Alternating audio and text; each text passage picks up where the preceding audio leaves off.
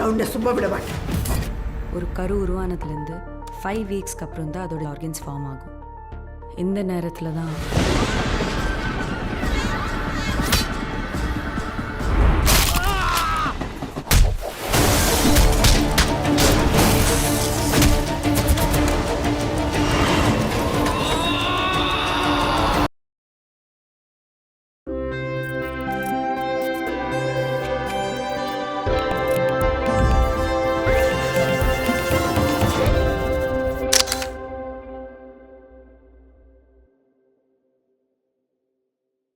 வணக்கம், நான் உங்கள் ராகவ்குமார். இந்த தீபிகா அவர்கள் மீண்டும் ஒரு விமர்சனத்தில் உங்களை சந்திப்பதில் மகிழ்ச்சி. நாம் இப்போது இந்த சொசைட்டியில் வந்து நம்ம பார்த்துருக்கோம், ஆண் பெண் அப்படிங்கிற ஒரு பாலினம் இருக்குது. அதுக்கப்புறம் வந்து திருநங்கைகள் நிறைய இடங்களில் இருக்காங்க. டிரான்ஸ்ஜெண்டரை பற்றி சமீப காலத்தில் வந்து நம்மளுடைய பார்வைகள் கொஞ்சம் மாறி இருக்குது. ஆனால் பழைய படங்கள்லாம் பார்த்திங்கன்னா ஒரு 15 இயர்ஸ்க்கு முன்னாடி நிறைய தமிழ்நாட்டில் கொண்டாடப்பட்ட படங்களுக்கு பின்னாடி திருநங்கைகள் வந்து ரொம்ப கேவலமாக வந்து சித்தரிச்சிருப்பாங்க. ஒரு காலத்தில் திருநங்கைகளை வந்து நாம் வந்து ரொம்ப தரக்குறைவாக தான் பார்த்துருந்தோம், நடத்திக்கிட்டு இருந்தோம். இப்போ அதெல்லாம் கூடாது அப்படிங்கிற மாதிரியான ஒரு விழிப்புணர்வு இந்த 15 இயர்ஸ்க்குள்ளே வந்திருக்கு.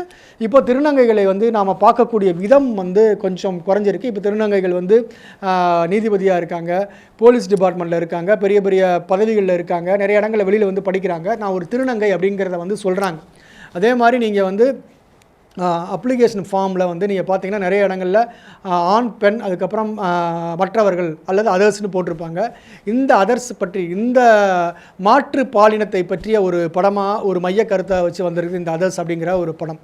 இந்த படம் எப்படி ஆரம்பிக்குது அப்படின்னு பார்க்குறதுக்கு முன்னாடி இந்த படத்தை வந்து அபின்றவர் டைரக்ட் பண்ணியிருக்காரு. இந்த படத்தில் வந்து யார் நடிச்சிருக்காங்க அப்படின்னு பார்த்தீங்கன்னா ஆதித்யா மாதவன்றவர் இன்ட்ரடியூஸ் ஆகிருக்காரு. நம்ம 96 புகழ் கௌரி கிஷன் வந்து நடிச்சிருக்காங்க. அதுக்கப்புறம் வந்து அஞ்சு குரியன் நடிச்சிருக்காங்க. அதுக்கப்புறம் வந்து நிறைய பேர் இந்த படத்தில் வந்து நிறைய ரோல் வந்து பண்ணியிருக்காங்க. இது வந்து எந்த மாதிரியான ஒரு படங்கள் அப்படின்னு நம்ம வந்து பார்க்குறதுக்கு முன்னாடி இந்த படத்தை எப்படி ஆரம்பிக்கிறாங்க அப்படின்னு முதல்ல பார்க்கலாம். இது வந்து அடிப்படையில் வந்து ஒரு சஸ்பென்ஸ் த்ரில்லர் படம். அதனால் இந்த படம் எப்படி ஆரம்பிக்குது, எப்படி போகுது அப்படிங்கிறத இங்கே வந்து பார்ப்போம். ஒரு ஹாஸ்பிட்டலோட இன்ஃப்ராஸ்ட்ரக்சரை டேமேஜ் பண்ண முடியும். சென்னையில் உள்ள பிரபல கருத்தரிப்பு மையங்களில் பிறந்த குழந்தைகளின் உடலில் மாற்றங்கள் ஏற்பட்டுள்ளதாக மருத்துவ ஆய்வில் கண்டறியப்பட்டுள்ளது. ஓப்பனிங் சீனில் வந்து பார்த்தீங்கன்னா ஒரு திருடன் என்ன பண்ணுறான், ஒரு ஏதாவது ஒரு வாகனத்தை வந்து ஆக்சிடென்ட் பண்ணி திருடணும் அப்படிங்கிறது முயற்சி பண்ணுறான். அப்படி முயற்சி பண்ணும்போது பார்த்தீங்கன்னா அந்த ஒரு வேனை வந்து கவுக்கும்போது அந்த வேன் கவிழ்ந்து விழுந்து சில பேர் இறந்து போயிடுறாங்க. போலீஸ்காரங்க வந்து நம்ம ஹீரோ வந்து அதை வந்து பார்க்குறாரு. எல்லாத்தையும் எடுத்து பார்க்கும்போது அதில் வந்து இறந்து போனதில் 3 பேர் வந்து ஆண்கள், 3 பேர் வந்து பெண்கள், ஒருத்தர் வந்து ஆண்றது கண்டுபிடிக்கிறாரு. ஆனால் அந்த ஆண் அந்த வண்டி ஓட்டிட்டு வந்த டிரைவர் இல்லை அப்படிங்கிறாரு. யார் வந்து திருட வந்தானோ அவன் தான் அதில் வந்து எரிஞ்சு போயிருக்கான் அப்படிங்கிறாங்க. அந்த 3 பேருமே வந்து பார்வை இல்லாதவங்க அப்படிங்கிறத கண்டுபிடிக்கிறார். அப்புறம் அப்படியே இந்த பார்வை இல்லாதவங்கன்ற போது அவங்க ஏதாவது ஒரு காப்பகத்திலையோ இல்லை ஏதாவது ஒரு இடத்துலையோ வந்து ஒரு இருப்பாங்க அப்படிங்கிறத வந்து அவருக்கு தெரியுது. ரொம்ப கஷ்டப்பட்டு ஒரு இடத்த வந்து தேடி கண்டுபிடிக்கிறார். அங்கே வந்து ஒரு நிறுவனத்தில் வந்து மதர் சுப்பீரியர் அப்படின்றவங்க ஒரு லேடி இருக்காங்க. அவங்க வந்து அந்த காப்பகத்தோட சம்மந்தப்பட்டவங்களாக இருக்காங்க. அவங்க வந்து அந்த 3 பெண்ணுங்களை பற்றி அவங்க கேட்குறாங்க. இவங்க எந்த விசாரணையும் இல்லை, யாருமே எங்களுக்கு தெரியல அப்படிங்கிறாங்க. ஆனால் கொஞ்ச நாள் கழிச்சு இவர் பண்ணுறாரு, அந்த மதர் சுப்பீரியர் சொன்னது போய் இந்த காப்பகத்தில் இருந்தால் அவங்க வந்து கொண்டு போயிருக்காங்க அப்படிங்கிறத கண்டுபிடிச்சிட்டு அவரை கேட்க போகும்போது பார்த்தா அந்த மதர் சுப்பீரியர் மேலே இருந்து விழுந்து சூசைட் பண்ணிக்கிறாங்க. அவருக்கு என்ன செய்கிறதுன்னு தெரியல. இன்பிட்வீன் டைம் பார்த்திங்கன்னா ஒரு செயற்கை கருத்தரித்தல் மையம் வந்து ஒரு புகழ்பெற்ற கருத்தரித்தல் மையம் வந்து ஒரு சென்னையில் இருக்குது. அந்த ஒரு ஹாஸ்பிட்டலில் வந்து சில பேர் வந்து ஆர்டிஃபிஷியலாக வந்து கருத்தரிக்கும் போது அவங்க உடம்புல சில மோசமான மாற்றங்கள் நிகழுது. இது என்ன வந்து ஆகப்போகுது அப்படிங்கிறதுன்னு தெரியல. ஸோ 2 வெவ்வேறு கிளையான கதைகள் ஒரு புள்ளியில் வந்து சந்திக்க வச்சுருக்கார் டேரக்டர். சார், வேனில் மொத்தம் 4 பேர் இருந்திருக்காங்க, 3 ஃபீமேல் 1 மேல்.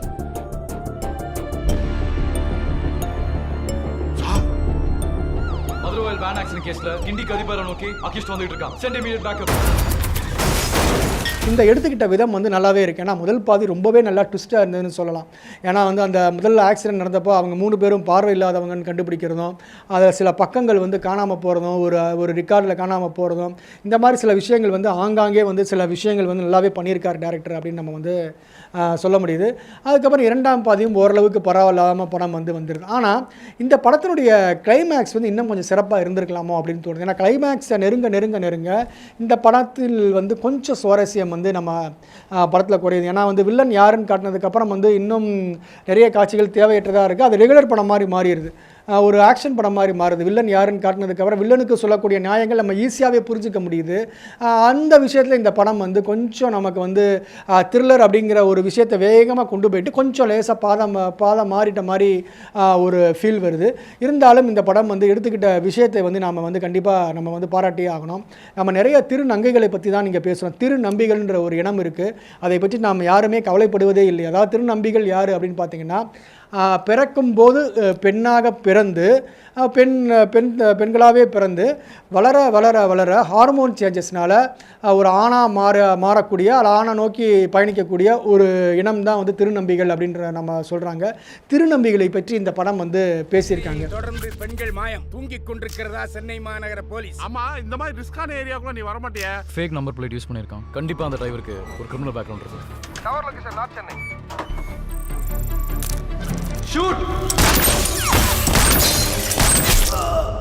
திருநம்பிகளுடைய உணர்வு எப்படி இருக்கும், அவங்க எப்படி அணுகுவாங்க அப்படிங்கிறது. நம்ம திருநங்கைகளை தான் நம்ம சமுதாயத்திலையும் அதிகமாக பார்த்துருக்கோம். திருநம்பிகளை பார்த்ததில்லை. ஒருவேளை திருநம்பிகள் இருந்துக்கிட்டு நமக்கு வெளியில் சொல்ல முடியாமல் இருக்காங்களா அப்படிங்கிறதும் நமக்கு வந்து தெரியல. நீங்கள் இந்த படங்கள்லாம் வந்து போய் பாருங்கள். அதிலும் குறிப்பாக வந்து இதில் நடிச்சிருக்க வில்லனாக நடிச்சிருக்கக்கூடிய கேரக்டர் நாம் வந்து இங்கே வந்து நாம் வந்து சொல்ல முடியாது. நீங்கள் அதை போய் படத்தில் பாருங்கள். அது வந்து அவர் நடித்தவர் வந்து ரொம்பவே நல்லா நடிச்சிருக்காருன்னு சொல்லலாம்.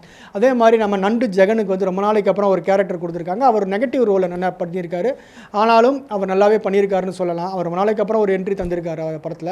இந்த படத்தில் வந்து ஹீரோவுக்கு இது அறிமுக படம் அப்படின்றாங்க. ஆனாலும் கரெக்டாக அவர் வந்து ரொம்ப ஆர்ப்பாட்டமாக நடிக்காமல், ஒரு போலீஸ் டெஸ்ட் போட்டோம் அப்படிங்கிறதுக்காக ரொம்ப பறந்து 100 பேர் அடிக்காமல் யதார்த்தமாக ஒரு விசாரணை எப்படி கொண்டு போகணும் அப்படிங்கிற ஒரு அளவில் வந்து படத்தில் வந்து நடிச்சிருக்காருன்னு சொல்லலாம். 5 குரியன் நல்லா பண்ணியிருக்காங்க ஒரு இளம் போலீஸ் ஆஃபீஸராக. அதே மாதிரி ஒரு நம்மளுடைய நம்ம 96 கௌரி கிருஷ்ணன் வந்து நல்லா வந்து ரோல் பண்ணியிருக்காங்க. இதில் ரொம்ப முக்கியமாக பார்த்தீங்கன்னா ஜிப்ரானுடைய பின்னணி இசை வந்து ஒட்டுமொத்த அந்த ஒரு படத்துக்கும் வந்து ரொம்ப ஒரு பலமாக இருக்குதுன்னு சொல்லலாம். ஏன்னா அந்த இது ஒரு பின்னணி இசை வந்து அளவோடு இருக்கணும். ஒரு காட்சிக்கு வந்து அது வந்து எப்படி வந்து ஒரு த்ரில்லரை வந்து அனுபவத்தை கொடுக்கணும் அப்படிங்கிற ஒரு அனுபவத்துக்கு இவரோட இசை வந்து கரெக்டாக வந்திருக்கு. அதே மாதிரி 2 வெவ்வேறு இடங்களில் வந்து கதைகள் நடக்குது. அதை வந்து தன் எடிட்டிங்கால் கரெக்டாக கொடுத்துருக்காரு. ராமர்ன்றவர் எடிட் பண்ணியிருக்காரு. அந்த ஒரு எடிட்டிங் அம்சம் வந்து இந்த படத்தை நல்லா இருக்குது. ஏன்னா இந்த எடிட்டிங் மட்டும் இந்த படத்தில் சரியாக இல்லை அப்படின்னா இது ஒரு த்ரில்லனுக்கான அனுபவமாக தராது. இது ரொம்ப சாதாரண படமாகவும் போயிருக்கும். ஏன்னா கிளைமேக்ஸ் நான் ஆல்ரெடி சொல்கிற மாதிரி கிளைமேக்ஸ் நெருங்க ஒரு சாதாரண படமாக தான் இருக்குது. ஆனால் இந்த எடிட்டிங்னால இதை கொஞ்சம் நமக்கு வந்து அந்த அளவை, அதாவது வந்து என்னென்னா ஒரு குறையினுடைய அளவை வந்து குறைக்குது அப்படின்னு நம்ம வந்து சொல்லலாம். இந்த படம் ஆங்காங்கே சில தவறுகளும் குறைகளும் இருந்தாலும் ஒரு புதிய அம்சத்தை உங்கள் முன்னாடி வச்சுருக்காங்க. வெறும் த்ரில்லர் தானே, வெறும் சஸ்பென்ஸ் த்ரில்லர் தானே, கொலை தானே அப்படின்னு போகாமல் இதற்கு பின்னாடி ஒரு விஷயத்தை நாம் அதிகமாக யோசிக்காத பேசிக்காத விஷயத்தை இந்த அதர்ஸ் அப்படிங்கிறது சொல்லுது. அதர்ஸ்னால் யார், அதர்ஸ்ன்னு நம்ம யாரை சொல்கிறோம், ஏன் அவங்கள முதல்ல அதர்ஸ்னு சொல்லணும் அப்படின்ற கேள்வியும் இந்த படத்தில் வந்து ஒரு கேள்வியாக இருக்குது. இந்த படம் பாருங்கள், கண்டிப்பாக வந்து உங்களுக்கு பிடிக்கும். மீண்டும் அடுத்த ஒரு விமர்சனத்தில் உங்களை சந்திக்கிறேன். உங்களிடம் விடைபெறுவது ராகவ் குமார், தீபிகா ஆதிர்களுக்காக. நன்றி, வணக்கம்.